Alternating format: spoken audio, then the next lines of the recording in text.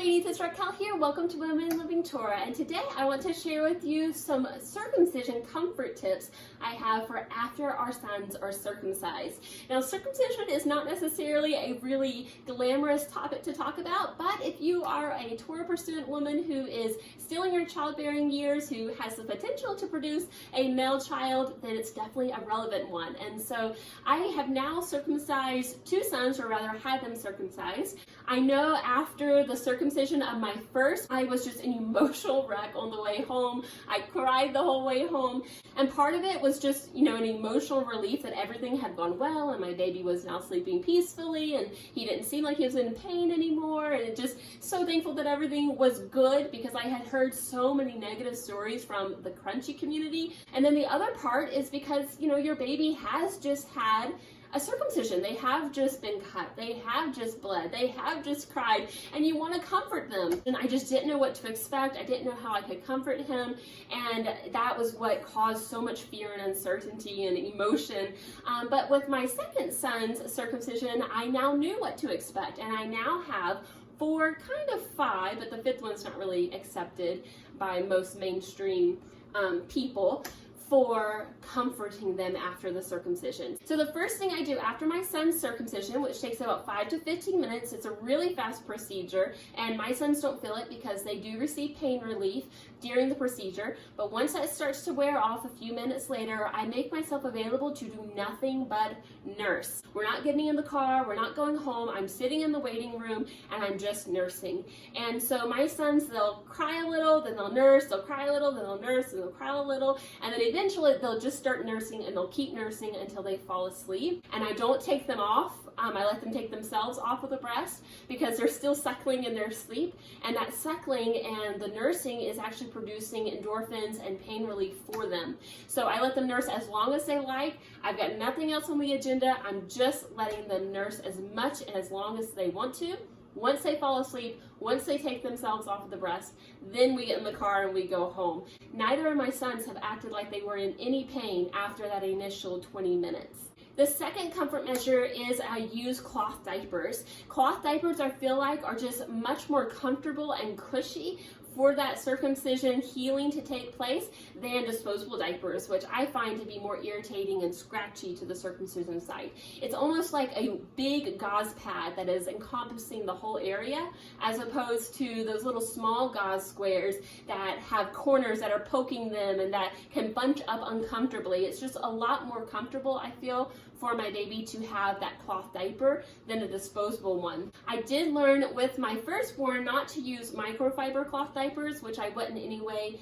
Now I prefer natural fibers like cotton and bamboo and wool. But the microfiber fabric has those little bumps on it that are really rough and irritating. But other than microfiber cloth diapers, I definitely recommend cloth diapers for keeping baby more comfortable as they're healing from their circumcision. Comfort measure number 3 is to keep the circumcision site moist. We want to keep it moist so that it's not sticking and drying to their diapers or their gauze, because I've done that before where my sore has stuck to clothing or to a bandage, and ouch, that hurts when you have to take it off. So I like to keep that site very moist using 2 products. The first one is just straight olive oil. After I've cleaned my baby's bum very gently, then I squirt that olive oil all over the area. Olive oil is actually a topical pain reliever. I believe it's like 1/10 of aspirin, and it also provides a little bit of barrier to the skin.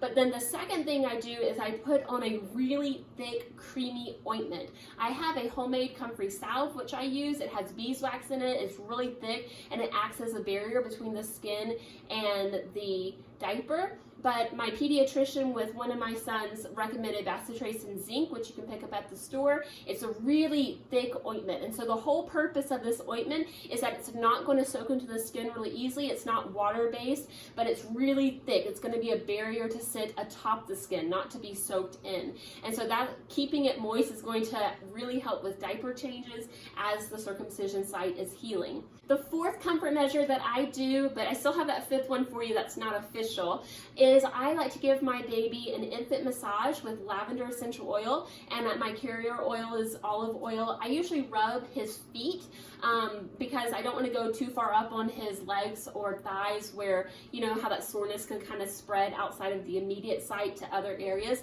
I just stick with his feet, his arms, his chest, and lavender essential oil is anti-inflammatory as well as calming. I don't know that the anti-inflammatory properties actually help with the circumcision because they're not on the site itself, but I do like that it has that calming effect and can just give them some comfort after their circumcision. And then the fifth thing that I personally do, but I'm not recommending to you because most pediatricians don't, is I use an amber necklace. So necklaces especially are not recommended, but you can get bracelets or anklets that you put on your baby. And the amber, as it's heated, is supposed to release succinic acid, which has anti-inflammatory properties, which after a circumcision is just wonderful.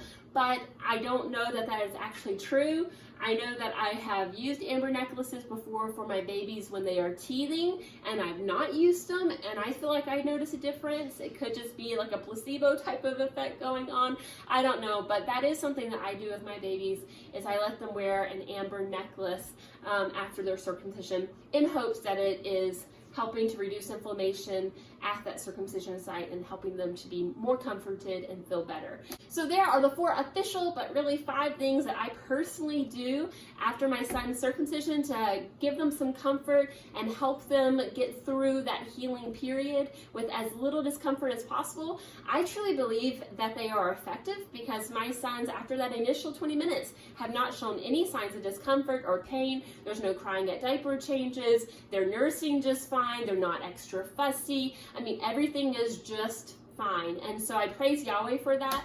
And I'm also thankful that I do have these different things that I can do to hopefully provide some comfort for them. Yahweh has always been faithful, and now my children are going to bear the sign of his covenant in the flesh all the days of their life, and they are his children. So I would love to hear from you in the comments if you have any other recommendations for comfort measures after circumcision, or if you have positive circumcision stories that you want to share with other ladies, please share those in the comments. Until next time, I pray that Yahweh would bless you and keep you. I'll talk with you later. Goodbye.